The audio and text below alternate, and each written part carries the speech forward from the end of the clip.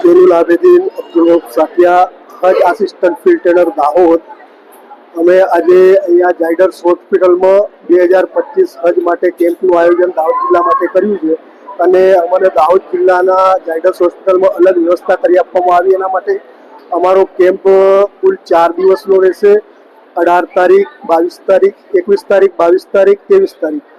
એનીમાં આજે 18 તારીખ શુક્રવારે અમે લોકોએ જાલોદ, ફતેપુરા, સુખસર, સંજેલીથી 70 જેવા હાજીઓને બોલાયા છે અને એમનું રસીકરણનું કામ 2025 રસીકરણનું કામ શાંતિપૂર્વક આયોજન થઈ રહ્યું છે.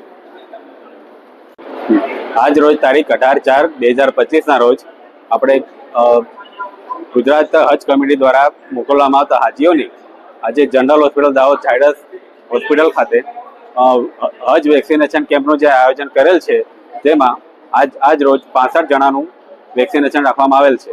બાકીના 21/4/25, 22/4/25 અને 23/4/25 રોજ હજ વેક્સિન કેમ્પનું આયોજન રાખેલ છે, જેમાં દાહોદ જિલ્લાથી જનાર બધા જ હાજીઓનું અહીંયા વેક્સિનેશન કેમ્પ રાખેલ છે.